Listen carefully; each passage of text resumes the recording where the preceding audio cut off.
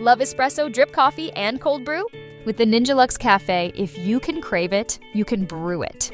Espresso, balanced. Drip coffee, rich. Cold brew, in a flash.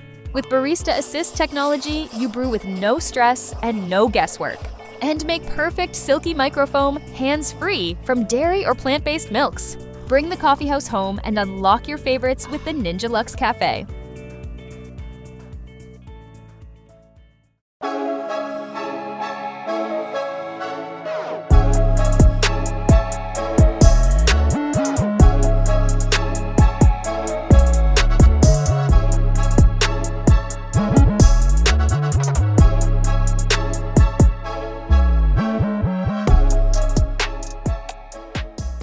Welcome back to the social media dub.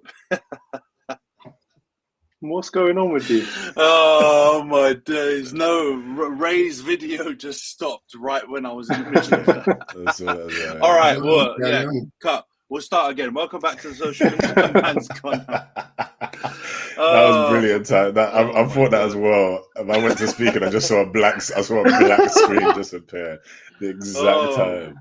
We are still live, so yeah, let's crack on. For those watching on YouTube, please subscribe to the channel, like the video, share if you can. For those listening on Spotify when it eventually goes out, and Apple, please follow, give us a 5-star review. We will never have a smooth intro when we're doing this streaming, I could tell already. It's last week, swearing in the first 5 seconds, so yeah, no chance of monetization. And this week, yeah, absolutely jankiest intro ever. But welcome to the app, guys. We've got Johns, Razor, and Io on this week's pod. Kem's ducking the smoke, even though they won, because he knows we would have absolutely hounded out his big signings. And yeah, the other lads will be joining later. But how are you lot doing? Game week 1, first game down. How are you guys feeling? The Prem is back. Yeah, man. Love it. It was a good game. Awesome. I actually thought it was a good game, man. Bournemouth were much better than I thought they'd be. I can't lie. I thought they'd be shit considering what I saw from them in pre-season anyway. But yeah, they were much better. But yeah, we'll get into that game first then. Just quick analysis. Liverpool won 4-2 at home to Bournemouth. Who scored for Liverpool again? Ekitike, obviously. Gakpo, Chiesa, and then Salah eventually right at the end. And then Semenyo with a double. So, yeah, I'll start with you, Io. What do you make of the game, bro? 4-2, looking a bit sticky for Liverpool in that second half. But, yeah, what do you make of it? I think that's like one of the best first games of the season I've seen. It had a bit of everything, to be fair. Yeah, I definitely loved it. I think from the get-go, yeah, Ekitike, that boy looks good, man. He looks scarily good. His composure, he looks like he understands the Prem already. And I think he just has a bit of... Yeah, just got a bit of that composure. Like he's gangly, but he's not. But he's still in control of his body. Like this whole regen of like Henri, but just a different version now. Just lengthy. Oh, pause. There's like yeah, they look like he's just got long legs, the strides, like Isaac, and I think it was just it was a good game. So from the get go. Like, but Liverpool, man, they look vulnerable on that counter attack though. Like that was, I think that was everyone's biggest concern. I think so, and it showed up literally from the get go. And Semenyo, like that run was just amazing. And David Brooks as well. Like I thought he's on a bit of a poor game on the set pieces, but he was absolutely skinning Frimpong alive that second half as well. He had him on toe. So I think it looked like a good game. I think Bournemouth. I think you can see the defense was a bit. Defense definitely needs some work, but I think that happens when you lose your entire back line in one summer. And then, but yeah, Liverpool, I think their plan this year is just going to be outscore the other team and just keep on grinding and see what happens because they did not look good in transition defense whatsoever. Yeah, bro. I think sometimes when you look at a team and they get new signings, because Slot has kind of revamped their fullback position. Obviously, midfield's different now because you've lost Trent, so. As we talked about last week, you're replacing a right back with a cam in terms of your like creativity, and Verts had a stinker, which we'll get into. I'm sure these lads want to get into it, but yeah, I think Liverpool going to be vulnerable, man. They're going to score a bag of goals because Ekitike looks unreal, But and if they get Isak as well, it's just going to get even worse for us. But defensively, boy, I know Carroll. I want to say as well, Carroll was going in on Konate the whole flipping match, and VVD had one of the stinkiest games I've seen in a minute as well. I think we can't avoid that. Man couldn't play up offside trap anymore. Like that second goal, or the first goal was it? I think it was the first goal, wasn't it? Where he like played my man on side. Disgraceful. Yeah, Razor, what did you make of the game, bro? To be honest, like, it was a very, very good opening Prem fixture. Like, there was a lot of goals. It was end to end. As a neutral fan, it was very fun to watch. I think as neutral as I can be about Liverpool, do you know what I mean? I think, yeah, Bournemouth showed a lot of good spirit, like a lot of fight. I think there were a lot of question marks there. I think like the whole losing your back line thing has been overstated, because some of those players that they lost were like fantastic and they helped them a lot, but like they were brought in after injuries. So I feel like they've gotten back some of the pieces that they probably didn't have access to last season. So it's probably evened off. But then, yeah, obviously having to go against like the champions away from home first game, I think they put in a massive like shift. And then, yeah, like I think the best thing for me was like Liverpool didn't look infallible. I think that was the thing. I think where I was worried about Liverpool just looking too good and being like, right, lads, fun's over, season's done, pack it away. Do you know what I mean? See you next year. Ekatike looks too calm. Like it bothers me how calm he looks. But like I think there's like some level of trade-off there with like Salah didn't look like Salah. You know, he got his goal, but he didn't look like Salah to me. VVD looked like he was swimming through treacle. There was a lot going on. Virgil was not looking like Virgil. Do you know what I mean? So yeah, a really interesting first game, really exciting. I think the Prem should do stuff like that, like the NBA do it, where they make sure that the opening night has some big matchups and big games and stuff like that. That should be a guaranteed in the Prem, like every time. We should get blockbuster stuff for the first game. Do you know what I mean? But that was banging. I'm looking forward to more of it. Yeah, man. I think I think it helps if you have someone other than us kick off the Prem season, because I think the last two seasons we've done it and we've had royal stinkers in both of them. So I think it helps. Yeah, nah, they were boring stinkers. It wasn't like us playing rubbish and then it's a goal fest. I think we beat Wolves 1-0 on the opening day 2 years ago, and we beat Fulham 1-0 on the opening day last season. Both rubbish games. So it was good to have this one for a change, where it was actually goals and excitement. Johns, what did you make of it, bro? Do you also agree on the old Van Dijk criticism? Or I want to get you lot's opinion. Do you think I'm being harsh? Was like, did you lot also think Carroll was being mad harsh on Konate? I thought he was bad, but like Van Dijk was equally rubbish for me.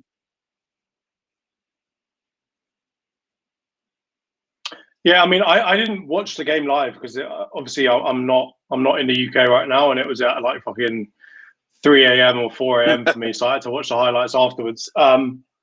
So I can't really comment, but I mean, it sounds like Carroll, because he's number one extremely biased, and it's gonna go for Konate because he's going through this whole contract stuff. Whereas VVD, obviously, he's I think he's probably learned his lesson at trying to go after the gods of Liverpool.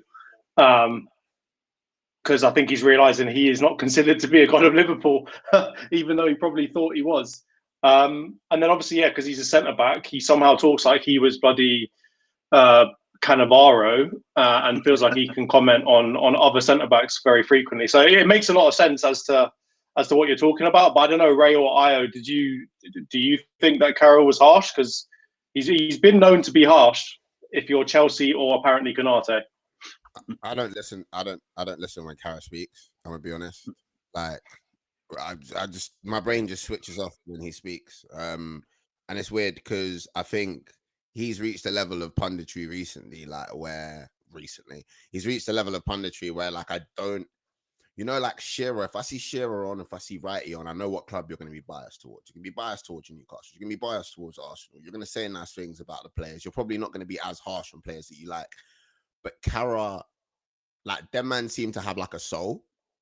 they seem to have things that they stand on. Cara seems to be literally like a mouthpiece of the agenda. That's my opinion, isn't it? Like, and the agenda right now is applying pressure to Liverpool players that don't want to play for Liverpool or shaping up the move, even though they're in the middle of trying to break the Premier League transfer record for a player that they've unsettled that is refusing to change. You know what I mean? So honestly, I was watching it in the pub and post-match analysis came on.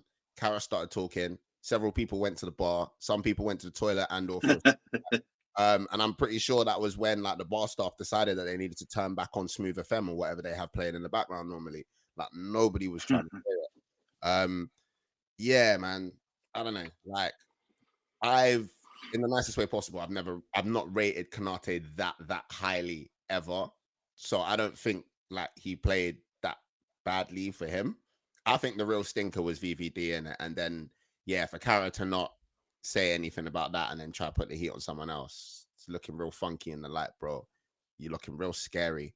Like, yeah, Virgil's he's a big guy, he's scary, isn't it? But don't be a puss. Deal with your chest. Yeah, no, I agree. I didn't really see. Yeah, I was in the pub as well, so I didn't really catch any commentary. But I think you get to. I think he's same thing with what Carol, what you guys are saying. I just think he's so. Yeah, he's just his bias just stands out when he's a player that's about to leave, and he just completely wants to attack them with so much vim. And so you get to a point where we just want to stop listening to him. But yeah, thankfully, I was in the pub. It was pretty loud. Didn't actually hear any post-match analysis or commentary, pretty much. So we got to avoid that. So it might be the way to do it. You know, like moving forward. To be honest with you, I'm not all that happy about commentators in general. Like unless it's like Champions League nights and they bring back some of the OGs from before, where that you get kind of some sort of nostalgia with the commentators. If it's not that, I don't really care about listening to any of them because it's either Gary Neville, Carragher, or somebody else that I don't like listening to. And they almost never have somebody that is Arsenal, not even biased, but like someone that has a decent opinion of Arsenal to ever commentate. So that might be the way to do it. But when it comes to the overall game, like when I've watched back the highlights, I've got to say, like, Liverpool looked like a really, really, really good version of Ange's Tottenham last year. Like, it is like just bombing forward season, and they're going to score bare goals, and they're going to let in bare goals. And unfortunately, Van Dijk is no longer, I think, young enough to be able to just completely save their whole back line. I also don't think Alisson is like good enough. Not that he's not still a great goalkeeper, but I don't think he's going to be able to just save them like Donnarumma in the Champions League last year, where like he was just coming out and saving everything. So I don't think either of their two kind of superhero defenders or goalkeepers is going to be able to deal with the pressure and the issues that they're going to have as a result of having Frimpong bombing up the right hand side, Kirkes exclusively slide tackling everybody and never staying on his feet. And then like the fact that Burtz is, I'm not going to say a passenger off the ball, but as much as I hate Szoboszlai and think that he's crap, like at least he does something off the ball and like tries hard and he's a body there. But like Burtz, from my point of view, just like if he's not going to do something on the ball, that guy's going to look stinky. And I think it kind of showed a little bit yesterday just from watching the extended highlights. And I think they're going to have a big problem when it comes to like not conceding goals. And I think if they come up against somebody who has like a really good defense, I think it could get long for them. Like if you low block them and pop them on a counter, and I'm thinking like old school Ten Hag United type stuff, right? Like when Ten Hag finally clocked how he needs to play to win, sit back and then just bomb on the counter. If teams play like that against them, I think they could get some success. So yeah, I mean, Ekitike looks scary. Gakpo continues to look scary. Salah's still Salah, maybe not quite as good, but still Salah.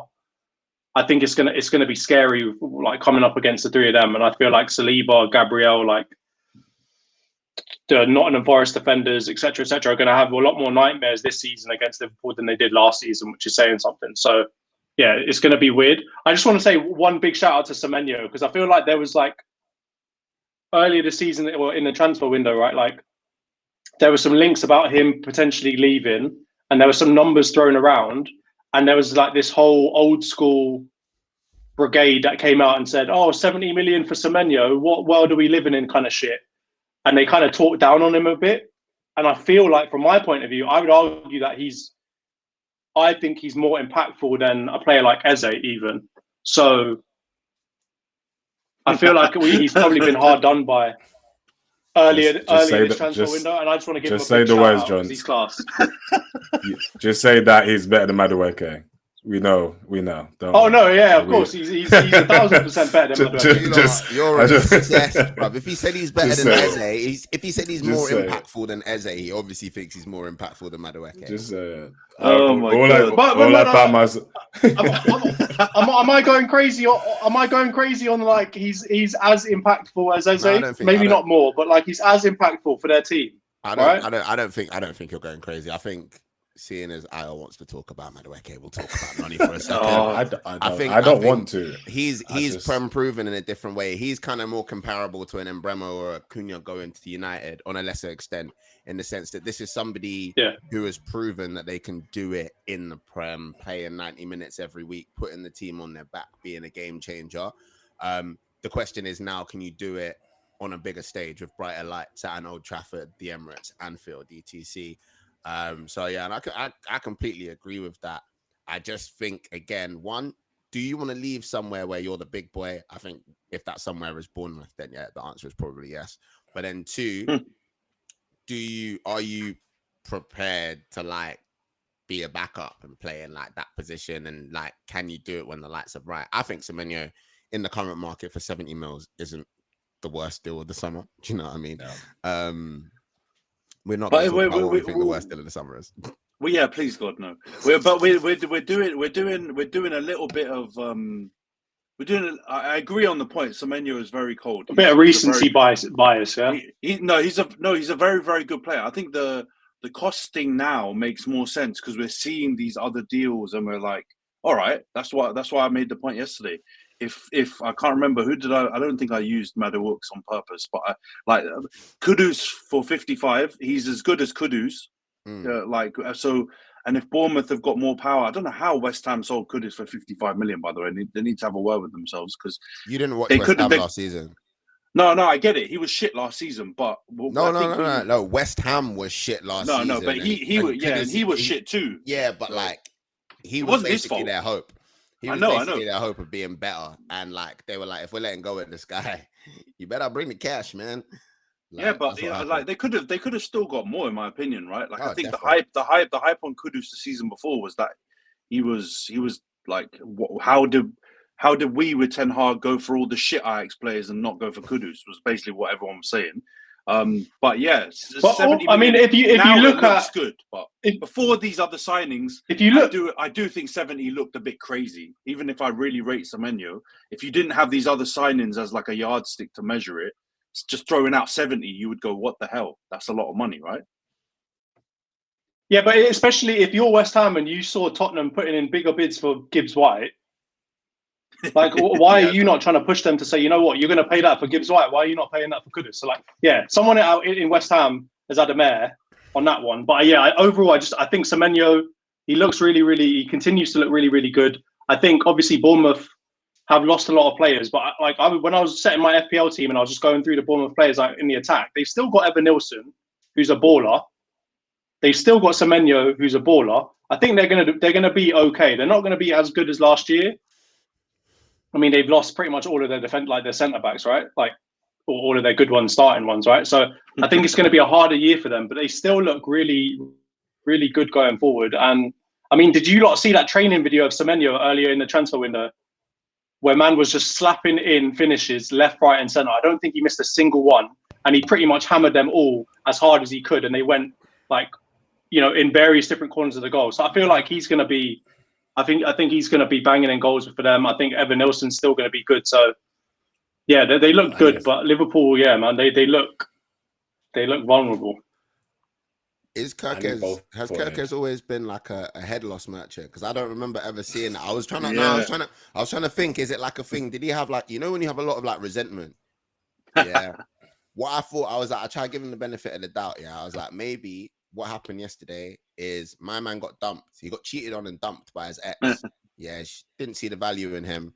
Then man's on the high road with his new ting, and he's seen his ex and his new ting's leg. So man's putting a little arm around the waist, giving it a little squeeze, you know what I mean? Applying a little extra pressure. Because why was he flying around the pitch? Was he trying to show the Anfield faithful that he really don't love these Bournemouth guys no more? Like, I don't understand. It looked like there was something personal going on. I'm surprised they only got one yellow, to be honest. If Semenyo cooked the living daylights out of him. If he was an Arsenal fullback, he might have got sent off.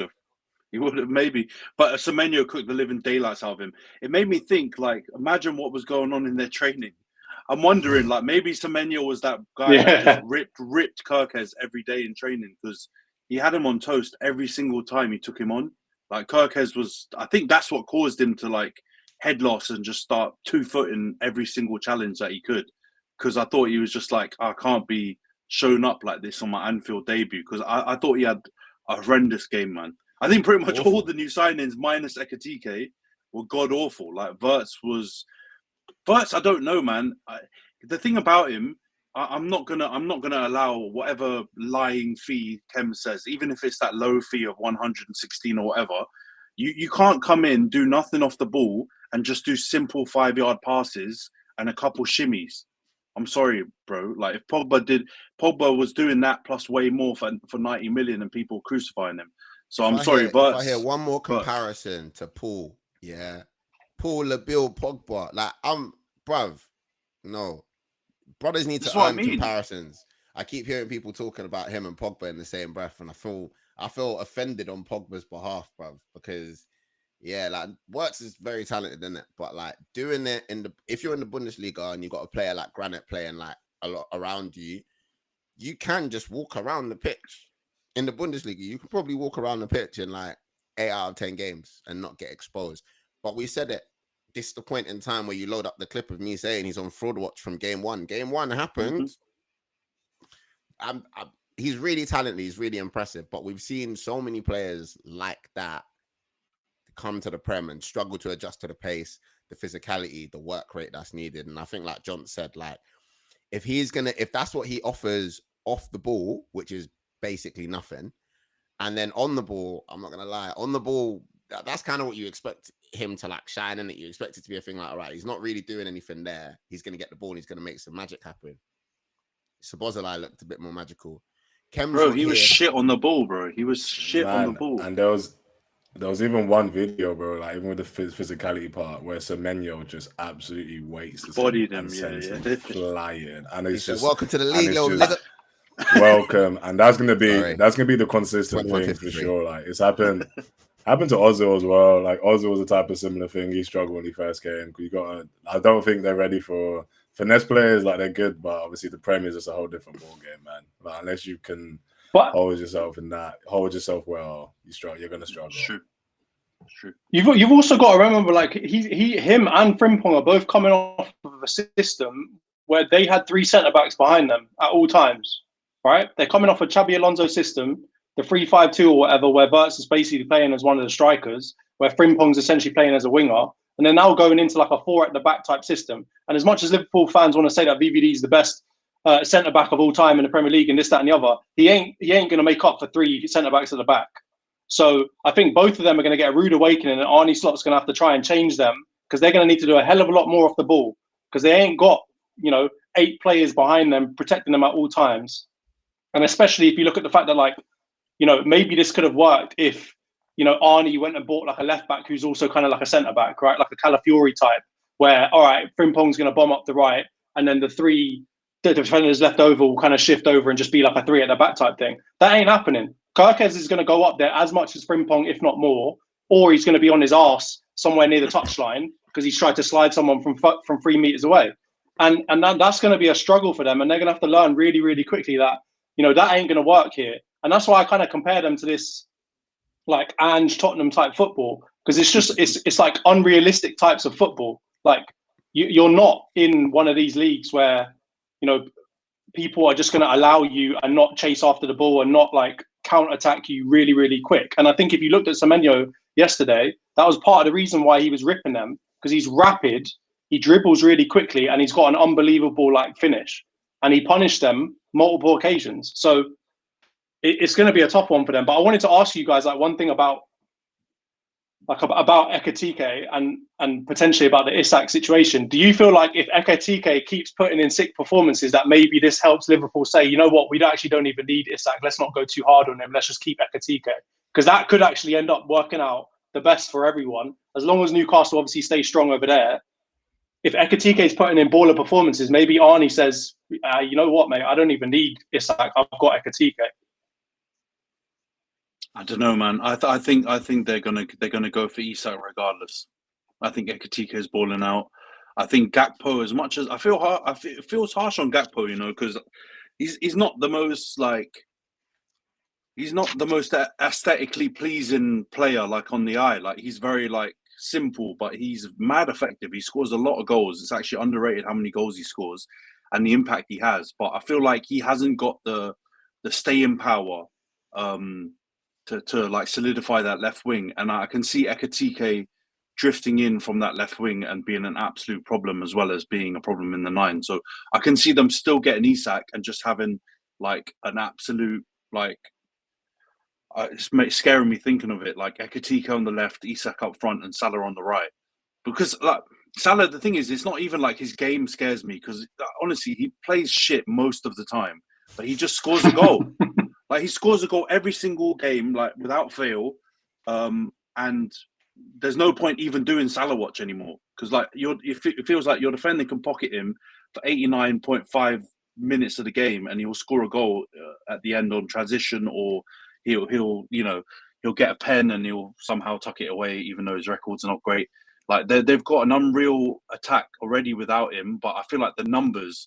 I'm not buying into this Chiesa hype yesterday. They're still trying to flog him like with their dear life. They're not trying to keep him. I like Chiesa, but I feel like he's been done dirty. But they're going to flog him, and so it's also a numbers game. So I think they'll keep going with Isak and eventually get him. And I don't even know if it's a Liverpool side problem, because Newcastle, their fans have lost their heads, man. They're burning shirts. They're online saying they want him to get career-ending injuries and all kinds of like they've lost it. So I can't see a world that Isak stays. I want him to, but I can't see it. I don't know if, in terms of needing Isak, I think like in terms of Johnson's question, it probably does give them a good.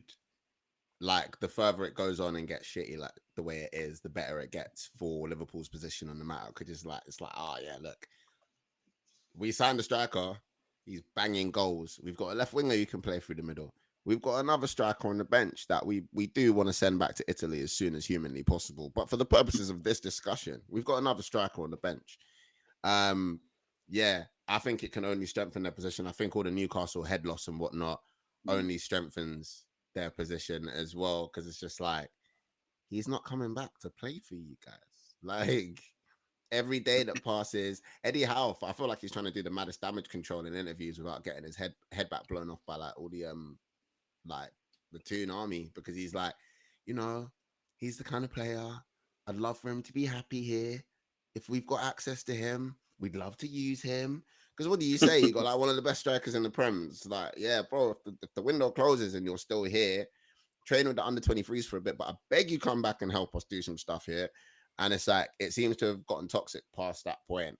And then now that creates a situation where Liverpool kind of it feels like have all the power. I think Ekitike, I said something in the pub yesterday and a lot of people questioned me, and I was like, Liverpool are trying to get Isak. Are they sure that they haven't already got an Isak? And there's like, he can play from the wing. He's gangly, but very fast, very direct. The comparison, I'd rather make that comparison before people start comparing him to Thierry and stuff. Do you know what I mean? In terms of Hugo, I get it. They're both French, but whatever. But ultimately, he looks very similar to the like profile that they would be pursuing in Isak, and his injury record is much, much, much, much better. And he's hit the ground running. I could understand if you've been like, oh, he might need a season to he's hit the ground running. He looks very calm. So I think ultimately Liverpool have all of the power in the situation, and every day that goes by, it looks shakier and shakier for Newcastle. Yeah, I agree, man. All right, let's get on to the social media derby preview then. Obviously, a big game. I'm madly outnumbered on the pod, 3 against 1. So I'm going to expect to get absolutely blammed on this section. But yeah, let's preview the game. Pause. United, Arsenal. All right, we got loads of signings as well, right? So let's just chat it through, because we've obviously absolutely ripped most of Liverpool signings. But what do you like? Do you think Jok's going to start? Is my first question to you, man. Do you think he'll start this game? Do you think Arteta's going to carry on with Havertz? Like, do you think any other of your signings will start? Madueke potentially. Like, what do you think your team's going to look like? First of all, open to anyone. No one. I think Johnny's talking, but he's on mute. Yeah, that is correct. Yeah, sorry. I think he's going to start Gyökeres and Zubimendi, but I wouldn't be surprised if they both don't see the full 90.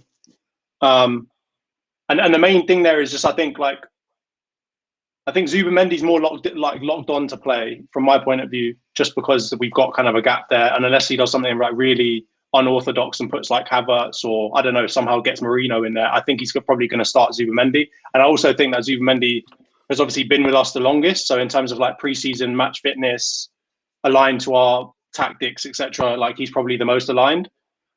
Gyok, I'm a little bit less sure of, but I just feel like it's one of them signings where I think Arteta realizes like the levity of the situation, and he understands like we're playing against Man United, who are, despite coming 15th last year, one of our biggest rivals in terms of like the history there. And I think he realizes that he can't get away with not playing the Don that we've all been kind of crying for, and the one that he spent a good amount of money on. So I do think that both of them will start. I don't know about Madueke. Like, that's the part that I'm a bit iffy on. I think he may end up probably starting Martinelli and then maybe bring in Madueke on at some point, maybe early at half-time even, depending on how the game's going. But I think, yeah, from the three of them, I'm more locked on for Zubimendi and Gyökeres to start. Fair enough. I think that makes sense. I haven't really been watching your last few friendlies. I know you had the Emirates Cup and then that other one against Villarreal where I just caught the pen shootout bit. But did Gyökeres start those games, or was he just on as a sub? Or because I think that's probably, I agree with you, John. So I think that's maybe the most contentious position, right? I think Zubi should start. He started against Madueke. I think he started the Villarreal game. Yeah, he started the Villarreal game. I don't know about the Tottenham game. Had he even signed and fully come by that point? I don't think so. No. Yeah. I think he did. Zubimendi's defo starting. Oh no, so he came on. Yeah, he came on in the Tottenham game in the 77th minute. So I think that was like his first game like with us as a team. And then he started the Villarreal game, came off on the 63rd minute, and then he obviously started against Athletic as well. So that gives me a good sign that he's ready to play. But like I said, I think he probably will come off at some point, and Havertz will come on for him. Yeah, Zubi's definitely starting. Arteta's obsessed with him. Even if you look at the press conference responses, he's like very like cautious about how he talks about Gyökeres. He's like, it's weird because he is naturally a very fit player, so he expects to be in selection contention. I would love to like use him, but we just got to see how well he did it. They ask him about Zubimendi. He's just like, yes, we're very happy with how he's been playing, and he'll be fit for Sunday. I don't think I've seen Arteta respond that positively in terms of a fitness question ever. Like he's obsessed with Zubimendi. So yeah, I think he's defo starting. I think similar to what Johnny said, I think we're going to get Gyökeres to start and then come off maybe 60th, 70th minute. I don't know if I would have preferred that from like the other way, like Havertz to start, Gyökeres to kind of come on. But we'll see. You never know with Arteta.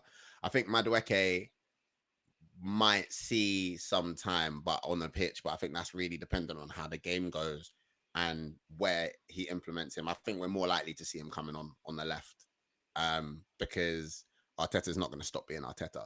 Like Saka's probably playing 90 minutes, 85 minutes in this game, and do you know what I'm saying? So yeah, man, here we go.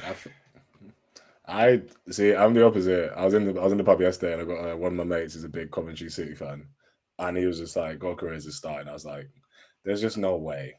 There's just no like Arteta's He's not starting Gyökeres. Like, he's starting Havertz. Havertz is his project, and Havertz starts the first game of the season, and then until he realizes it's not working, that's when Gyökeres finally gets a start. And also, yeah, I was just like, not as much as a preseason with us. So yeah, Zubimendi, I agree with, but yeah, I'm fairly confident when that lineup comes up tomorrow at like 3 p.m. We're gonna see Havertz, Saka, Martinelli as our front three again, and I will not have a head loss because I prepared myself mentally for it happening. So I know it's coming. So I don't have expectations anymore. The only head loss comes if that Martinelli is replaced with Madueke, then we got problems. But I think, I definitely see Zubimendi starting.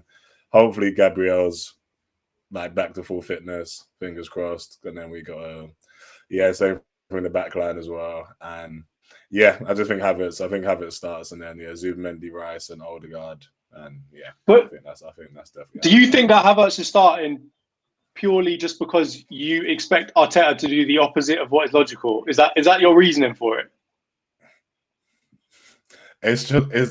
I've just learned to expect that from that guy. I've watched the last 5 years, and Havertz is his project. I think he is so determined to making him work. And so first game of the season, I think his reason will be like, obviously if we win the game at the end, I think he'll come and say, Havertz has been there longer, he knows the system, it made more sense to start him. Gyökeres only just got here. We thought give him like 20 minutes at the end of the game just to see how he fits in here. I can already see what he's gonna say. And so logically start Gyökeres because he's a better striker, is what a normal manager would do. Unfortunately. Okay, but we don't have that. but here's my counter to that argument. Yeah, let me counter that argument. Right, when maybe this is different circumstances under how we bought Raya, but remember, right, Raya came in. It was the whole Ramsdale Raya. They're going to be sharing it. We don't know what's going to go on, and then bang, from the start of the season, Ramsdale did not touch pitch unless it was a cup game. It was Raya only, essentially. I know that Raya was probably more of what Arteta wanted, but do you not kind of feel like he's probably rope-a-doping us, and you're just going to see him go Gyökeres 100% from the get-go? Jonty, he spent £65 million on Kai Havertz. This man spent 62 on Noni. You think Noni's going to start? Sorry. I'm being a wind-up. It makes sense. The difference there, difference there is that Aaron Ramsdale has one of the worst cases of ADHD I've ever witnessed as a neurodivergent person. Man's looking at pigeons. That's the main bro. He's arguing with our fans, like he's having conversations with our fans when he's meant to be watching the game, innit? Like, respectfully, a fit Kai Havertz doesn't offer as much as we want our like leading the line too, but I don't think it's a completely out of the park thing to be like, right, we're starting off, it's a big game, we can put Havertz on. I would prefer to see Victor start 110%. I do think we're going to see Victor start, by the way. I don't think he's going to start Havertz. I think he's going to do what he did in that Athletic Club game, bring Havertz on in the second half to just bully their centre-backs when they get tired. Just elbow them man in the jaw and shit. Remember what they said in the summer? He's put on so much size. It's the biggest we've seen Kai Havertz. The propaganda has been lined up this entire summer for this first game of the year. Kai Havertz is starting for Arsenal Football Club on Sunday at 4:30. I 100% gave us the exact kickoff time. I'm telling you, bro. I'm telling you, bro. Havertz is starting, and we're just. I don't think so. I don't want him to start. I feel like Gyökeres, bro. But Gyökeres, you've seen in these interviews, right? Did you see like some of the like social media stuff that they did with Gyökeres? Yeah, where they were like asking him about all these different things. Looks like and I think they asked him about like, he's mental, bro. Like he wants to play, and if he doesn't play, he's gonna kick off in the background. He's gonna be doing the opposite of Fergie, throwing boots at the manager. So I'm sorry, but I feel like Gyökeres is not taking that, because I feel like they asked him a question about who is it, like Odegaard or someone, and they said, oh, what would you like ask for him, or or what message do you want to send to him? And he was just like, feed me the ball. Man doesn't care. Just put the ball on a plate in front of me and let me slap goals in. I don't care anything about it. We're not here to be friends. Play me and let me score. This is what I need. I've had too many aura farmers. Sounding like Ryback, bro. Sound like Ryback. Feed me more. No, that's. I hope so. I hope you're right. I want to see Gyökeres start. I just 280k per week, Kai Havertz, man. I just don't see that man sitting on the bench, bro. I just don't see it. How much does Jesus make? How much does Zinchenko make? I don't know.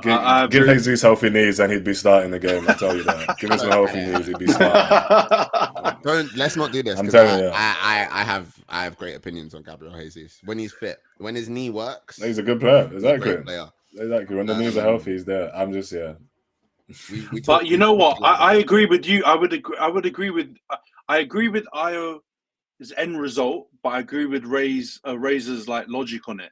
I think he's going to play Havertz because I think it makes sense to bring Gyökeres off the bench, tired legs, run the channels. Like I can't see the benefit of bringing Havertz off the bench if I'm trying to think like what Arteta might be thinking. Like I agree that Gyökeres should play because he's just a better player by a distance from what I've seen of them. But I think tactically he might choose Havertz for that reason. But you know, if Gyökeres sits on the bench for 50 minutes, he might come on the pitch on smoke, by the way. Yeah, he might come on the pitch like, you made me sit down and watch this donkey. You listen, bro. Give me the ball. Give me the ball. Like, do you know what I mean? He might have that energy. I think it's true. I welcome. Yeah, I think it's possible. Go on, bro. I think it'll be close. I think it's be a close game, though, man. I think everyone's, as much as United are absolutely terrible. I see. It's just United Arsenal, and I think the motivation is just going to be there. As I said, I think last week we predicted it. I definitely see like a 2-2 draw. I just don't. I feel like your front three is going to be good, and I don't think it's going to be as open shot as everyone thinks it's going to be. Hopefully it is, but I can see United. I don't know. Yeah, I just don't know. I don't think it's going to be as easy as it should be for a team that finished 5th. They're always close games with United as well, right? Like even that time that we beat them, was it 3-1? Like it was 1-1 until like the 85th minute or whatever, and then we banged in 2 goals, and Gabby Jesus made, who is it? Dallo looked like an absolute muppet, right? Yeah, slide off the pitch. But they're always close games, and we don't always win them, right? There's a lot of draws. Exactly. There's a lot of like United nicking it at the last minute. There's a lot of Arsenal nicking it at the last minute. As much as I'd love this to be the banter era where we're battering them 8-2 and this, that, and the other, it doesn't appear to be the case. So it's going to be a mad one, and I'm still upset that we got given this on our like the first game of the season. Like it's as much as I want the first games to be entertaining, like you guys said, like it's mad that we got given these games. Both of our teams got shagged when it came to the first 5 fixtures. I think we got the hardest run based on the finishing positions of all the teams that we got in the first 5, but you've got us away, City away, Liverpool. We got Liverpool, bro. Yeah, Liverpool away in the 3rd game, so you got a pretty tough run. But I prefer that. Yeah, I mean, 100%. It depends, right? I think you kind of want to maybe get them out of the way early. But at the same time, I think it will be a tricky game. My big call on our side is that I don't think Sesko's going to start. I think he's going to come off the bench. I think they're going to play. We'll probably play Cunha in the 9, and Bruno in the 10 with Mbeumo in the 10, and then I reckon we'll pack out the midfield with just ball winners, Casemiro, Ugarte, and not really go for any kind of ball playing, which annoys me. Who's been starting for you? Who's been starting for you in like your friendlies? I swear that Mount started as like your 9 for one of the games, didn't he? He started in the last one, but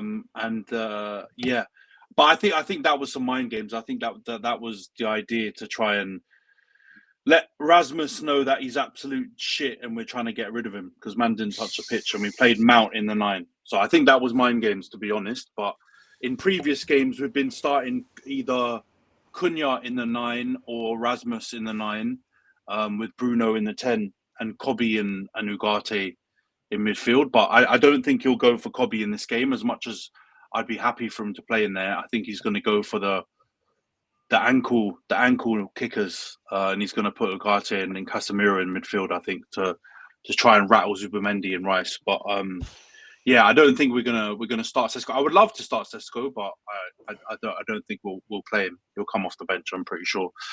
All right, Ayo, you gave your prediction already, so let's get into that part then. You're going to go for 2-2, yeah? Yeah, I think 2-2 looks likely. Yeah, for sure.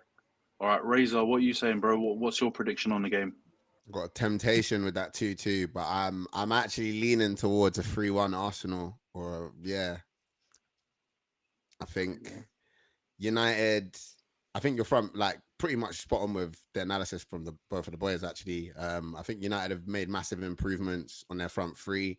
However, they deploy that the way that you said you think it might work out. I think that would probably suit our defenders a bit more. Having someone like Mason Mount in a false nine, delicious, delectable. Let me have it. I'd much rather that than a natural striker. I'm sure Gabriel and Saliba will too. Yeah, it's the midfield, isn't it? Like you said a crazy sentence just now. Like, well, it would be crazy if you weren't a United fan, but you were like, oh yeah, he's gonna have Casemiro and Ugarte on and try and like rattle Zubimendi and Rice. And I was like, I feel like if you're not a United fan, that sentence makes sense. But if you're a United fan, that sentence might make sense, but it didn't make any sense to me. I'm not worried about them. I think your midfield is where it's not really happened. And obviously Baleba not coming through. Shout out Nash doing his transfer grading based on Baleba. But yeah, with him not coming through, I don't know. It looks like the same thing. You've still got Onana in goal. Defense improved, but yeah, like I think Arsenal fans are being Arsenal fans. I think we're worried. United have been a bogey team. Old Trafford's a scary place to play for us historically, but this team, they're not the team from last season, but they're not them guys. They're definitely not them guys. Like I just think we're giving them too much respect. So I'm gonna go 3-1. All right, John, go for it, bro. What's your prediction?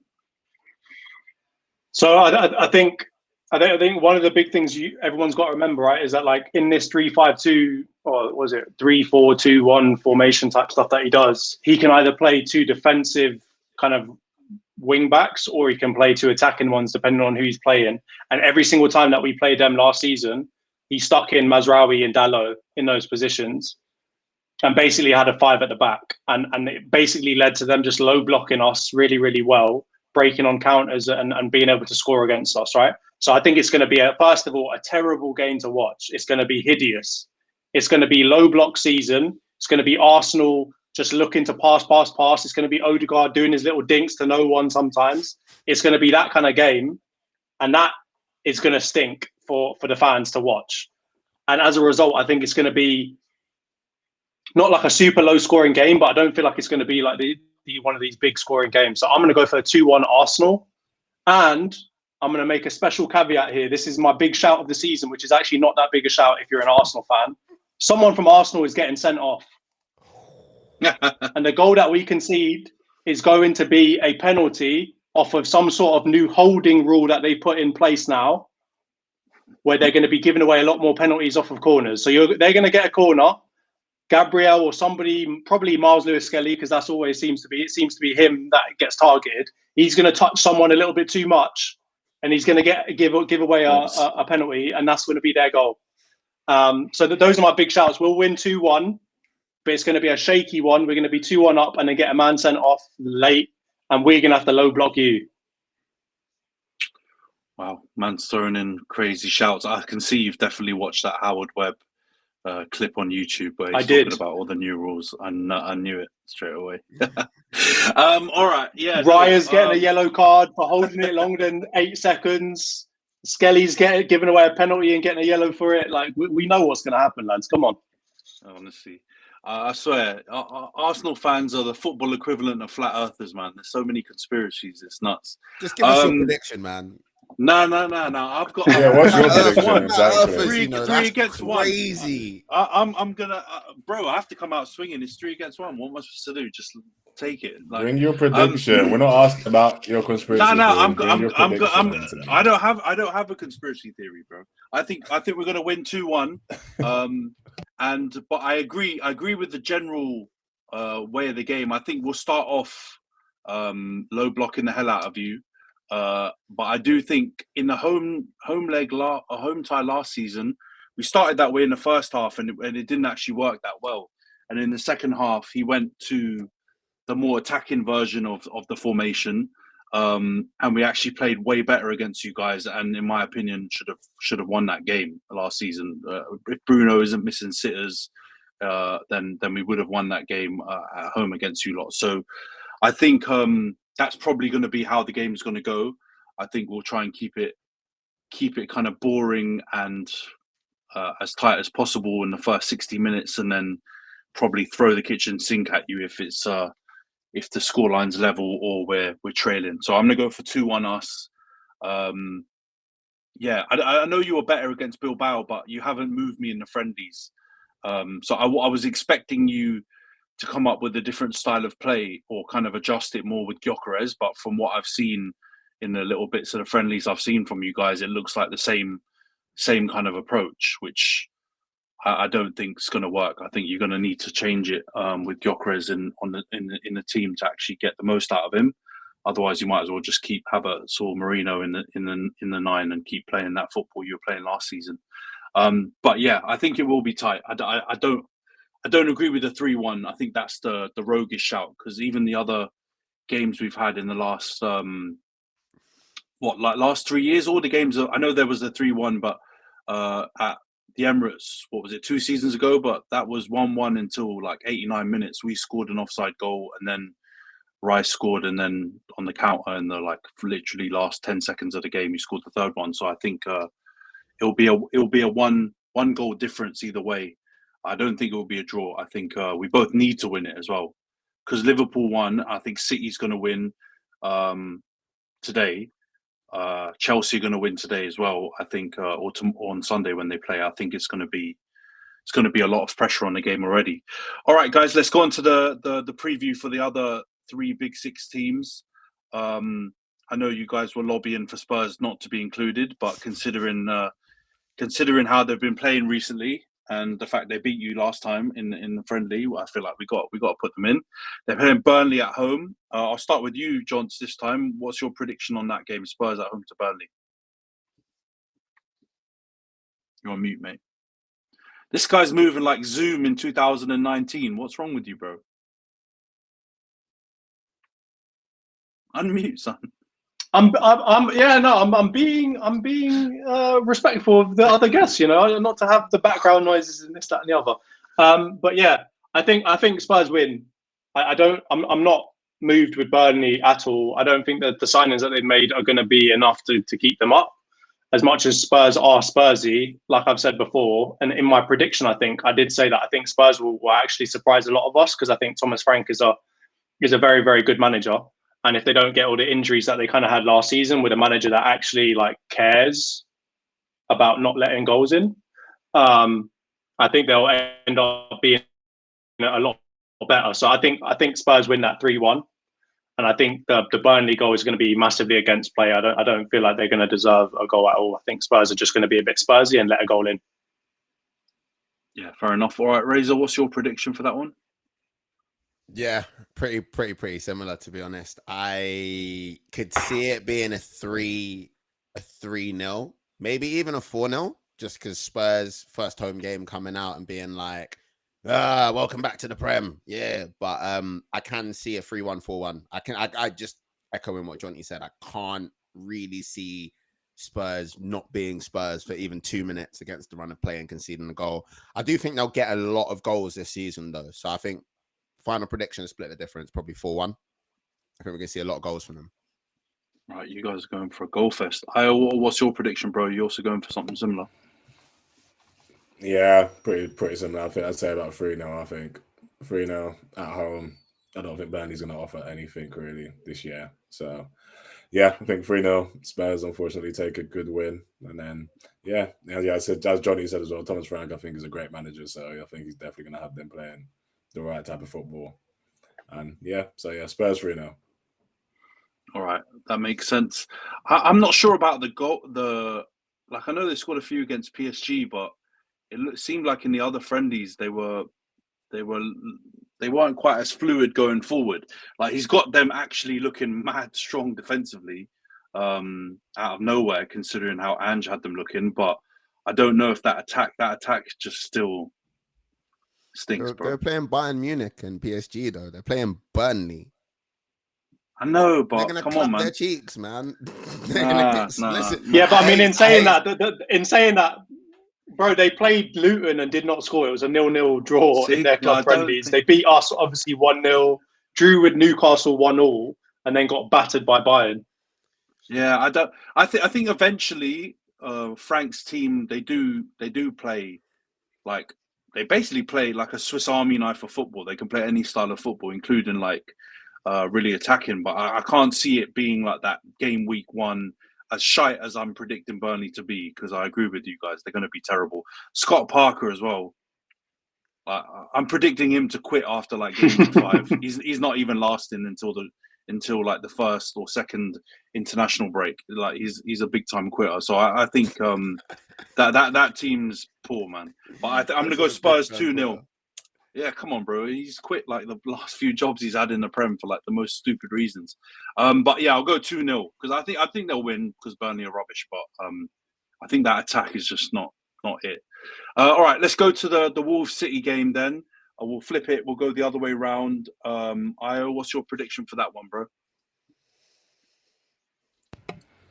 Yeah, I think City again. I think City will come out, try might make a statement. I think they'll definitely run out. Maybe you don't think it'll be a big scoring game, but I could definitely see like a 2-0, maybe just 2-0, but very easy game for them to just control from the beginning to the end. I think the new signers will bed in well, and then yeah, I just think they'll just make it quick, effective. Just kind of just see the game out. Not too many thrills. And this year, I think obviously, yeah, seeing Liverpool win as well, I think that's extra motivation for them to just make sure they don't make any slip ups. So I think they'll go out there, run out 2-0 winners, and then yeah, just keep it easy. Maybe Cherky might get a goal on his debut, I can imagine, because I could just imagine him just trying to show up some of his skills. So yeah, maybe Cherky 2-0 victory. I see for City. Fair enough. All right, Razor, what's your score prediction on this one? I'm keeping my score predictions goal fest. So I'm going 3-0 with this one. I reckon Haaland's going to get at least 2. But yeah, I think City are coming out with the energy of it's not last season, bruv. And I think Pep wants him to come out with that energy. Someone said it. He fixed his marriage. You know what I mean? All bets are off. He's back outside. Do you know what I'm saying? Wolves also, I just don't think they're going to have enough firepower for this season. And I think they may have already resigned themselves to just being in that little pocket above the relegation scrap. Yeah, I can see Strand Larsen getting a lot of goals this season, but not today. So yeah, I think 3-0. I think City are going to absolutely smash them. They're going to boo out Nori. Even if he's on the bench, it's going to be a fun watch, I reckon, if you're not a Wolverhampton Wanderers fan. But yeah, I can't see them offering anything. Fair enough. 3-0. All right, 2-0, 3-0. Johns, what's your prediction on this one? So I'm kind of conflicted here, right? Because I mean, City almost always, and Haaland particularly, always starts like really quick. I think if I remember correctly, like he had a stinky end of the season in terms of the amount of not end of the season, but second half of the season last year. But if I remember correctly, he was like the top goal scorer at least for the like first 10 games, and he was slapping in goals, and everyone was like, "Oh no, Haaland's going to be Haaland again." And then he kind of slowed down as they got worse. So I'm conflicted by that, but by the fact that like Wolves, they also kind of play like a 3 or 5 at the back as well, and they can be relatively difficult to break down. And they've got this new guy, what's his name, Agbadu, who I think is good.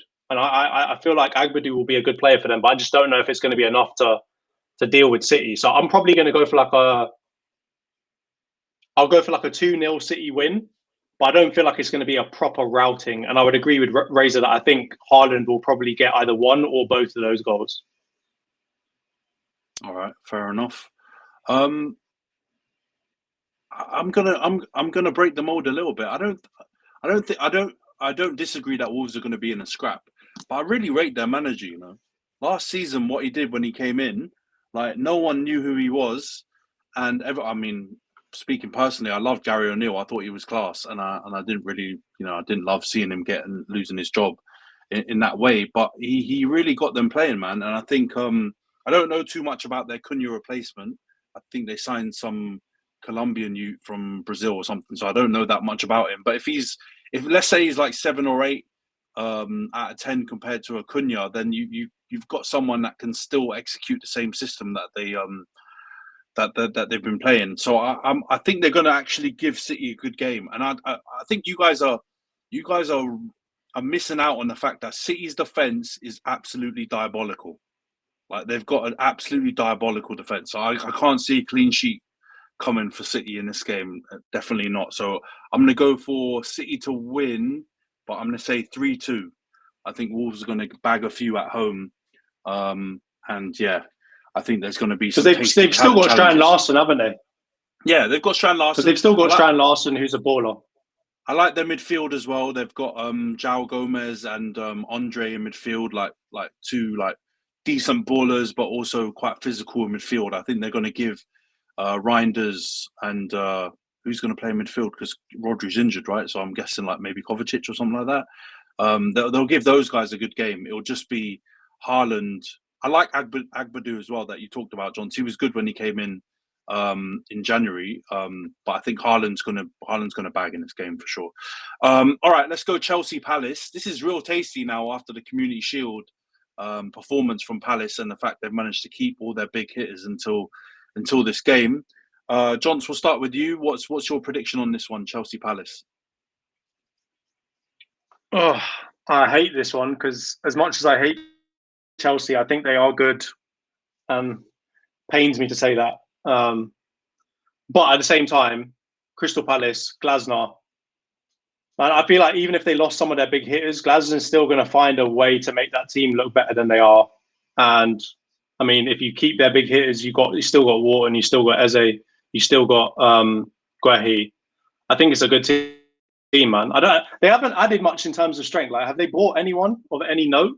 Trying to remember if they've what kind of business they've done this year. Sosa, Benitez. I'm on mute. Yeah, they bought a left back and Chilwell. They bought a backup goalie. Yeah. Now Chilwell was on loan last season. He's gone back, so they've got that backup left back from Croatia and a backup goalie. So their first 11 is still basically the same. Yeah, I mean, in that case, then I think that they're going to probably put up a good fight. So I'm going to go for a 2-2. Desmond. I was going to go for a Chelsea win, but I don't care. Yeah, you've talked yourself out of it. Razor, what's your prediction? That bar did not go unnoticed, Anthony. Anthony Chang, undercover MC. Yeah, he's got the punchlines, he's got the bars, he's got the flows. Man. Man said Desmond. That's crazy. Very similar line of thought to John E. I think 2-2 is calling to me, but I'm going to make a different prediction from Changers. I'm going to go 3-2 Chelsea, a little bit of drama, late winner. Mateta definitely getting on the score sheet, opening his account. I think it's going to be really interesting seeing how Chelsea set up. Are they going to have Cole in that wide, drifty position that he's been playing in? Is he going to play a more of a true 10 position this season?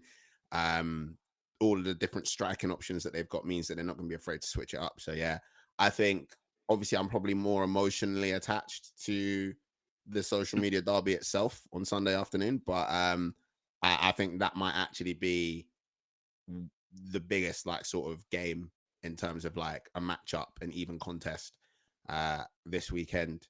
But then I said that, and Bournemouth put up a massive, fantastic fight yesterday. So what do I know? Yeah, it's a good point, man. I think it's going to be a great game, man. It's the perfect starter to that Sunday meal of football, man. Io, what's your prediction on this one? You know what? Yeah, I think even though Chelsea had a good summer to win the Club World Cup, I actually go for a Palace win, to be fair. I could definitely see maybe Palace sneaking away. I think yeah, obviously it'd be lovely to see Eze actually in an Arsenal shirt, but I think he's still going to be there playing. I think Eze, Mateta. I think as well Palace are gonna be super confident as well, man. After the winning in the Community Shield, I think that's gonna definitely bode well. And yeah, I think I might go Palace. Let's go Palace 2-1. Like, it'd be surprising Chelsea could have added so much. They've added a lot of firepower. Obviously, I can imagine João Pedro getting one or Palmer, but I think Palace might actually surprise it and just might sneak it 2-1. I mean, they've still got a solid team. Glasner, I think, is a fantastic manager.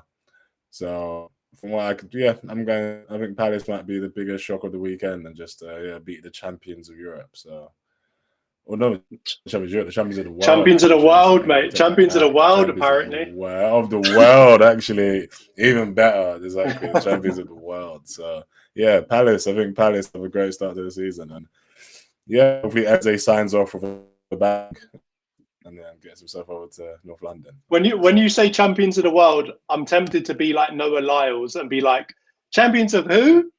You only play people in America. Be specific when you say you hope Eze heads to North London as well, bruv. Be very specific. Yeah. Oh, that's true. Exactly. Yeah, it's got to be to the red and white, 100%. No, yeah, let's make sure let's make sure he goes where he needs to go. But yeah, as a last big game for Palace. And that'll be because Wharton's a baller as well. So, but I think Mateta grabs a nice little goal as well, for sure. I was gonna say low key hate of Chelsea, but I think it's high key at this point. It's definitely not low key. Yeah, it's so high key. I hate Chelsea so hard. It's unreal. But I hear it though. There's no hatred here. Nah, bro, you hate exactly. them, no, that was actually very valid. I think that was a very balanced. I think it was a very valid response. I thought that was actually pretty well reasoned. Chelsea. I think your hatred is still low key. Your hatred is still low key. Like it's not as clear as me coming out and saying I wish them like the worst. But it's very clear now off the Madweki talk and now off of this that you secretly wish them nothing but the worst. Of course. That is what I was saying. I wish. Yeah, of course. 100%. Nothing but despair. Yeah, that is not a secret. Oh yeah, I do not. I despise them with every being of my soul. But I don't want. But in this regard, I thought it was a pretty valid. I thought it was a pretty valid like feedback and evaluation of the game. No, it is. I think Chelsea. I want to. Yeah, Chelsea, United, and Tottenham. They've still got a very janky goalkeeper. You just can't. Sanchez. They've still got a very janky goalkeeper. He had the most clean sheets or something. Huh? Yeah, but if you're a goalkeeper and you're janky at one point, you can always be janky again, right? Like I don't trust a couple of games in the preseason for you to now not be bad. So I think Sanchez is still going to stink it up. And then they've lost like Colwell, who, according to their manager and all their fans, is their best defender. So I think they're not going to be infallible. I just feel like I've got Palmer in my FPL team. Like I fully expect for him to do something big. And I just got to hope Glasner's got something for them. You've just said janky. I've got Sanchez. Sanchez is my keeper in my FPL team. I'm rattled right now. Crazy decision. Very rattled. Oh, I can't even run a consistent agenda. He hates Chelsea, but then he's got bloody Robert Sanchez in goal in his FPL. How does that work? One of their worst players by far as well. But that's the only reason why, coming to my prediction, I'm predicting Chelsea to win. I think there'll be bare goals in it. But there's again, to the same token why I said I didn't think City can get a clean sheet because their defence stinks. Chelsea losing Colwell and then having Robert Sanchez in goal. I think there's obviously I'm probably going to reverse engineer this and do the judge on it, but I think Chelsea are going to win, but there's no way they get a clean sheet. So I'm going to go 4-2 Chelsea. I think Palace as well, man, they gave up chances to Liverpool.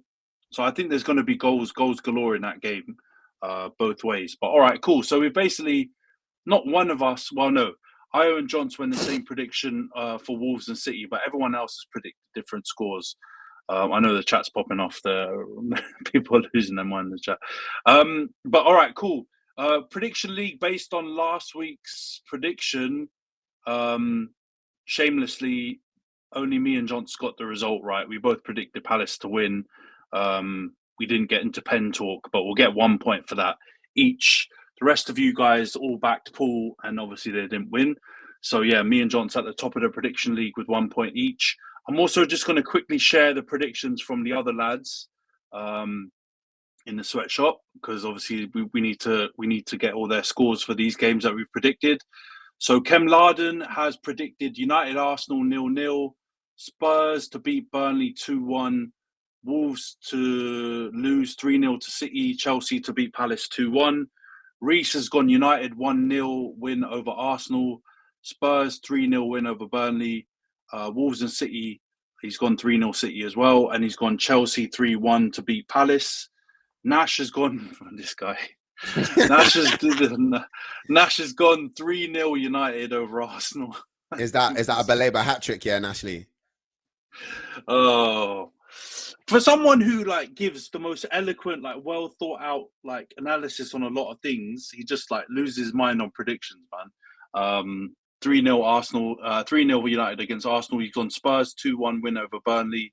Wolves City, he's gone 2-2, and Chelsea Palace, he's gone 1-1. So yeah, those are all the predictions. Let's see how these games go. It's a lot of draws. It's a lot of draws. Yeah, it's a bit of sitting on the fence happening by the man that we aren't on the call on the episode this week. I'm going to finish bottom of the prediction league. I will definitely finish bottom of the prediction league. 100%. I'm so bad at it. I don't know, man. I'm looking at these Nash ones again. I don't know. You guys might be bum fighting on the bottom of the league. But all right, guys, we'll wrap up the app here. Great one. We managed to not talk about Madueke. It's a fucking miracle. I can't believe it. But yeah, let's wrap it up here. All right. Thanks everyone for tuning in. Great episode, guys. We'll see you guys next week. All right. Thanks, everyone.